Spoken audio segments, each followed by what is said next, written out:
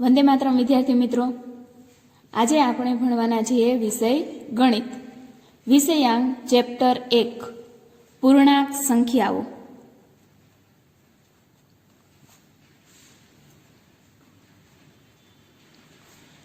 હવે જોઈએ સૌથી પહેલા તો આપણે ચેપ્ટરનું નામ. ચેપ્ટરના નામમાં બે શબ્દ છે, પૂર્ણાંક અને સંખ્યાઓ. તો આગળના ધોરણમાં તમે કેટલીક સંખ્યાઓના પ્રકારો શીખી ગયા છો, તો એ સંખ્યાઓના પ્રકારનું આપણે પુનરાવર્તન કરીએ. જોઈએ સંખ્યાના પ્રકારો.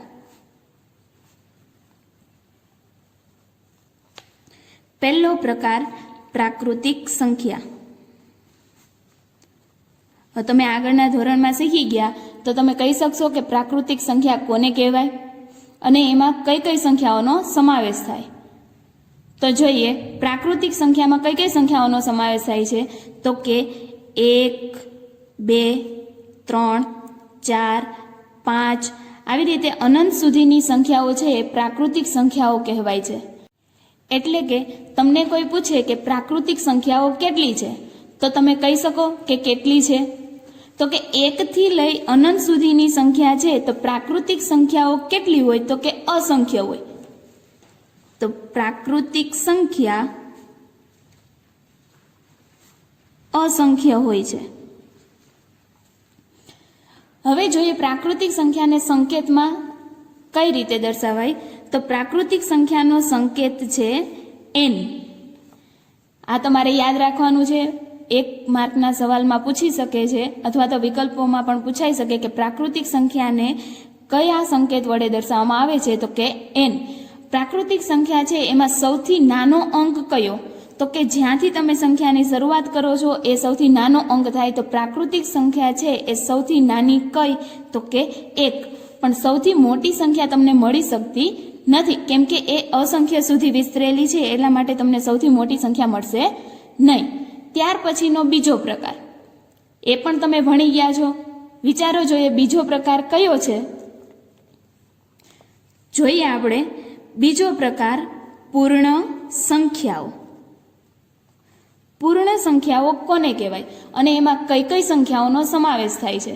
તો પ્રાકૃતિક સંખ્યા અને પૂર્ણ સંખ્યાની વચ્ચે એક જ અંકનો તફાવત છે, એ છે 0. જ્યારે તમે પ્રાકૃતિક સંખ્યામાં શૂન્યને ઉમેરો તો એ પૂર્ણ સંખ્યા બને છે. તો કે 0, 1, 2, 3, 4, 5 આવી રીતે અનંત સુધી તમે સંખ્યાઓને લઈ જાઓ તો એ બધી સંખ્યાઓ છે એ પૂર્ણ સંખ્યાઓ બને છે. તો પ્રાકૃતિક સંખ્યા જે રીતે અસંખ્ય છે તેવી જ સેમ રીતે પૂર્ણ સંખ્યાઓ પણ અસંખ્ય છે. પૂર્ણ સંખ્યાઓને સંકેતમાં કઈ રીતે દર્શાવાય. તો પૂર્ણ સંખ્યાઓને સંકેતમાં દર્શાવવા માટે કેપિટલ W નો ઉપયોગ કરવામાં આવે છે. તમને આ પણ એક પ્રશ્ન પૂછાઈ શકે એક વિકલ્પમાં અથવા તો ખાલી જગ્યામાં કે પૂર્ણ સંખ્યાને સંકેતમાં કઈ રીતે દર્શાવાય. તો કે W વડે દર્શાવાય છે. સૌથી નાની પૂર્ણ સંખ્યા કઈ છે. તો જ્યાંથી સંખ્યાની શરૂઆત થાય છે એ સૌથી નાની ગણાય. તો પૂર્ણ સંખ્યામાં સૌથી નાની સંખ્યા છે એ 0. ત્યાર પછી જોઈએ પૂર્ણ સંખ્યા છે એ પ્રાકૃતિક સંખ્યા કહેવાય, પણ પ્રાકૃતિક સંખ્યા છે એ પૂર્ણ સંખ્યા કહેવાતી નથી. કેમ. તો કે પૂર્ણ સંખ્યામાં પ્રાકૃતિક સંખ્યાનો સમાવેશ થાય છે, એટલા માટે પૂર્ણ સંખ્યાને પ્રાકૃતિક આપણે કહી શકીએ. જ્યારે પ્રાકૃતિક સંખ્યાને પૂર્ણ સંખ્યા ન કહી શકીએ, કારણ કે પ્રાકૃતિક સંખ્યામાં શૂન્યનો સમાવેશ થતો નથી, એટલા માટે. તો આ હતું તમારું રિવિઝન. હવે આપણે 7મા ધોરણમાં જે શીખવાનું છે એ પૂર્ણાંક સંખ્યાઓ. તો આપણે જોઈએ પૂર્ણાંક સંખ્યાઓ કોને કહેવાય. તો ત્રીજો પ્રકાર છે પૂર્ણાંક સંખ્યા.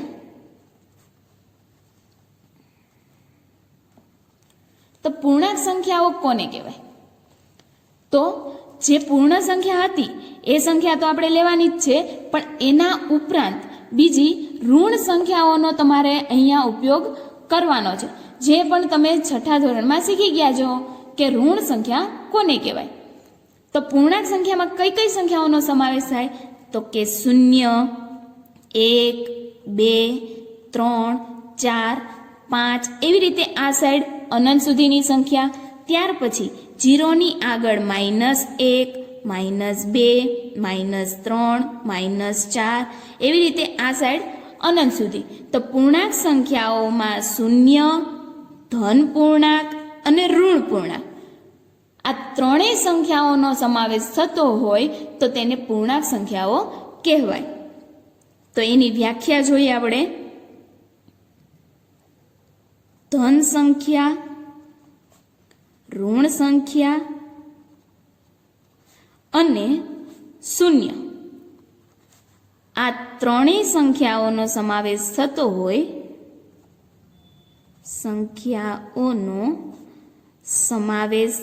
હોય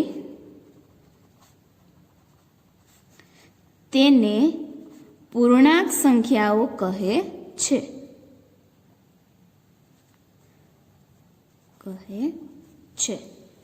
હવે પૂર્ણાંક સંખ્યાઓ છે એમાં સૌથી નાની સંખ્યા તમે કહી શકશો? પૂર્ણાંક સંખ્યાઓની શરૂઆત છે એ ઋણ સંખ્યાથી થાય છે અને ઋણ સંખ્યા પણ અનંત સુધી વિસ્તરેલી છે. એટલા માટે પૂર્ણાંક સંખ્યામાં સૌથી નાની સંખ્યા આપણે લખી શકીએ નહીં. ત્યાર પછી પૂર્ણાંક સંખ્યામાં સૌથી મોટી સંખ્યા પણ આપણે ન લખી શકીએ, કારણ કે એ જમણી બાજુએ અનંત સુધી વિસ્તરેલી છે. એટલા માટે પૂર્ણાંક સંખ્યામાં મોટી સંખ્યા મળશે નહીં. ત્યાર પછી જોઈએ સંકેત. પૂર્ણાંક સંખ્યાને સંકેતમાં દર્શાવવા માટે કેપિટલ ઝેડ નો ઉપયોગ થાય છે. પૂર્ણાંક સંખ્યાને સંકેતમાં દર્શાવવું હોય તો કેપિટલ ઝેડ.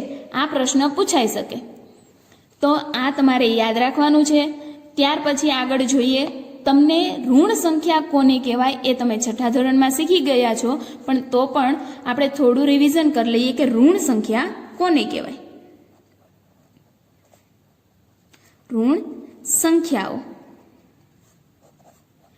જ્યારે તમે બે પૂર્ણ સંખ્યાની સરવાળા બાદબાકી કરો, એટલે કે આપણે અહીંયા બે સંખ્યાઓ લઈ લઈએ, 5 માંથી તમે 3 બાદ કરો. હવે મોટી સંખ્યામાંથી તમે નાની સંખ્યા બાદ કરો છો તો તમને જે સંખ્યા મળે, એટલે કે 5 માંથી 3 બાદ કરો તો 2 મળે છે, પણ 2 છે એ ધન સંખ્યા કહેવાય, એટલે કે પૂર્ણ સંખ્યા છે. આ જ્યારે તમે મોટી સંખ્યામાંથી નાની સંખ્યા બાદ કરો ત્યારે તમને ધન પૂર્ણાંક મળે છે, પરંતુ તમે 5 અને 3 બંનેના સ્થાનની અદલા બદલી કરી દો, એટલે કે 3 માંથી 5 ને બાદ કરો તો તમને જવાબ કઈ રીતે મળશે? તો તમારે સૌથી પહેલા મોટી સંખ્યા છે એમાંથી નાની સંખ્યાને બાદ કરવાની, એટલે કે 5 માંથી 3 ને તમે બાદ કરો તો તમને મળે છે 2.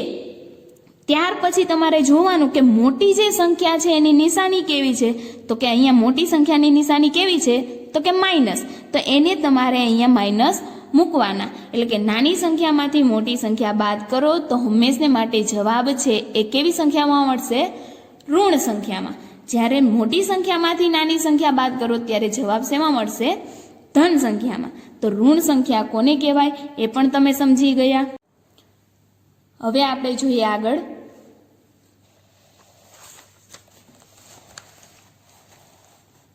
સંખ્યા રેખા.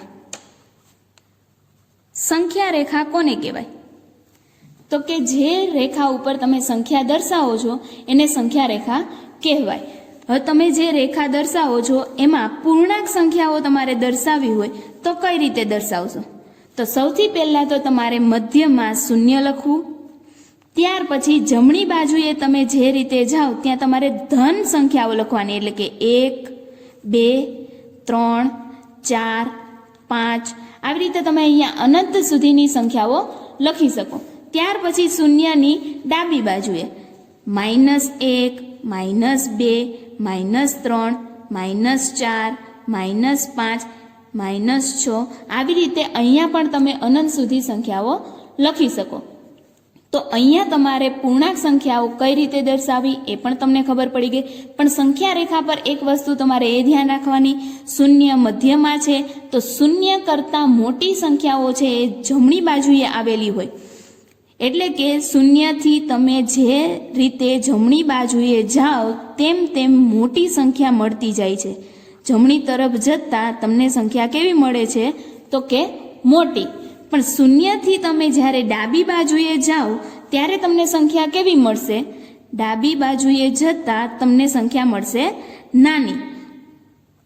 એટલે કે -6 છે એ શૂન્ય કરતાં કેવા ગણાશે? નાના. જ્યારે આ 3 છે એ શૂન્ય કરતાં કેવા ગણાશે?